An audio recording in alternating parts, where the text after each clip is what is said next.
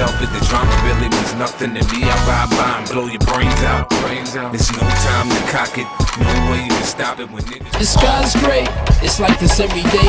The town is full of predator, I'm turning little prey. I flip $1 million out of nothing, make them feel a certain way. Hoping that the switch. What's good, y'all? Fist Vegas, the hardest voice of sports. Welcome to the firing line. When you get in line and you get lined up. You understand me? Today's victim, my next target, is firing range Hall of Famer Kevin Durant. The 7-foot bitch himself done got out of pocket again. What else is new? And you know, soon as I found out he was gonna be on Gillie the Kid podcast, I was like, yeah, let me go ahead and load up the fist unit Tommy gun, because I know he gonna say some dumb shit that's gonna trigger me, and he gonna need to be dealt with. Now, understand something. I saw the clip of Kevin Durant adding Russell Westbrook to the top 5. I saw the clip. But ladies and gentlemen, boys and girls, fist unit soldiers of all ages, he shouldn't have had to get G-checked by Gillie the Kid to bring that clip up. Gillie the Kid had to check him because Wallow wasn't going to do it. See, Wallow was businessman. Wallow was going to leave it alone. Wallow was like, yeah, they gonna really click on to this if we don't bring up, you know, Wallow was like, I ain't gonna bring up Russell Westbrook name. I ain't gonna say his name, but you sure you ain't forget about it, KD? KD was like, nah, I ain't forgetting nobody.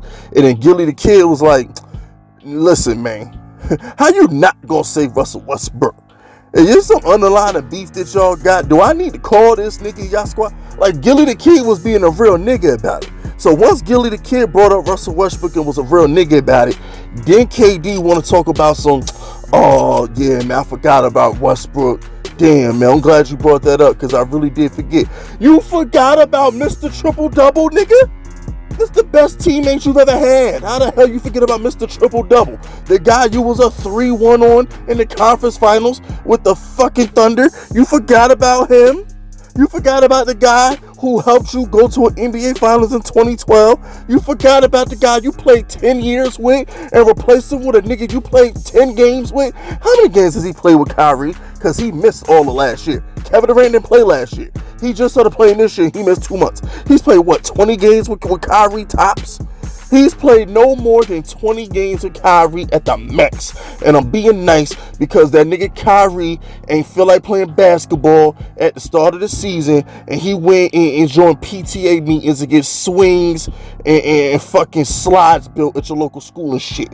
I forgot what he was doing, but he was on Zoom calls with principals and custodians trying to figure out what to do with the local YMCA. I don't know. But at the end of the day, KD, you's a bitch. And another reason why you a bitch is because when niggas call you on shit like this, you act tough. You ain't act tough against Gillie. Now let that have been Ethan Strauss. Let that have been Brian Windhorst or one of these little NBA beat reporters or some shit like that who asked Kevin Durant about that. What you think KD response would have been? Nah, man, what you talking to me about that for? I'm just here to play basketball. You suck at your job. You don't know what you doing. You know nothing about basketball. Nigga would have act like Debo from Friday if an NBA reporter would have asked him about that Russell Westbrook. Let an NBA writer have said, KD, why you leave Russell Westbrook out your top 5 teammates? He would have snapped. He ain't gonna snap on Gillie. Gillie will clap that nigga. He ain't gonna snap on Gillie. But let's call a spade here. We all know, had that been a regular NBA beat reporter, Chris Haynes, hell, it could have been Stephen A. Smith. It don't matter. You insert any TV talking head, he would have snapped.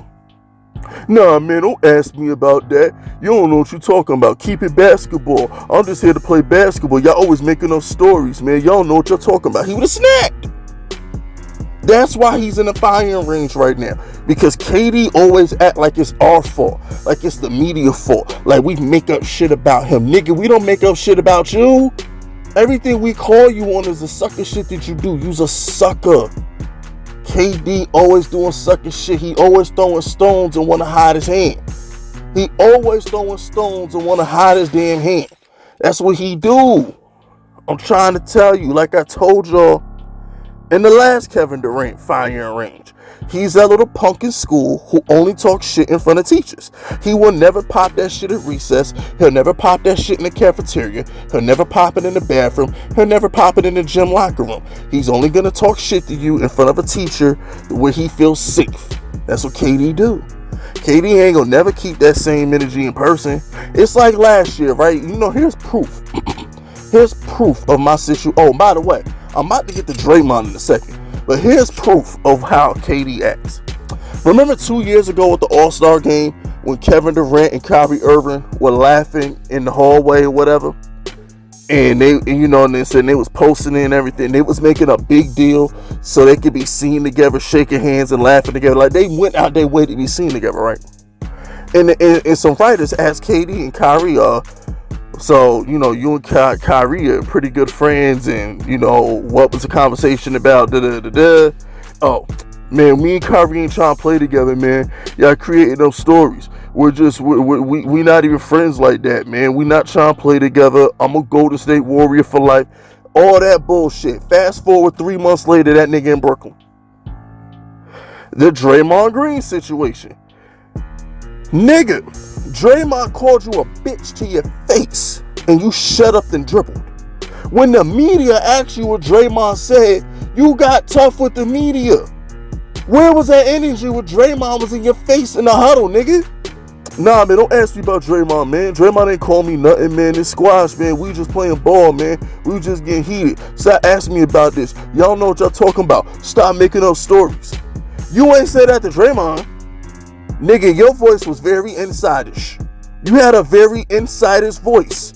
You was talking on inside levels when Draymond was in your face. Wasn't no bass, wasn't no yelling, wasn't no nothing. You was using your inside voice when that nigga was in your face. But then you want to raise the tone when the media asks you questions about it after the damn game. That's what I'm talking about, KD. That's why you being lined up today. Because if you didn't get hurt and niggas asked you about this Gillie the Kid interview, you would have had a damn interview. You would have had a damn attitude. And how you leave Draymond? How you put Serge Ibaka over Draymond? This nigga Draymond already sensitive that people be disrespecting him. Man, I'm the greatest defender of all time. Nah, man, I can guard all 5 positions. I don't get enough credit for what I do on Golden State. You already know Draymond in his feelings. And then you could put Serge Ibaka over that nigga? Really? It's thinking KD. I'm telling you. And then here's the thing, KD will look at you like you're crazy, or he'll get an attitude with you when you call him on this shit. This dude's a sucker. I can't stand people who act like him. I can't stand them. I can't. I feel bad for Brooklyn Nets fans who got a root for him. I feel bad for y'all. Because, you know, y'all got a root for a sucker, which kind of makes y'all suckers too. You know what I'm saying? A lot of Brooklyn Nets fans, y'all some suckers, but I'm gonna forgive y'all for what y'all forced to do. If you're not a Brooklyn Nets fan and you rooting for KD, you's a sucker. You have no morals. You have no principles. You are as big as a bitch as he is. Just know that. I ain't got nothing else to say. KD, come to the front, turn around, put a smile on your face, and take these fucking shots.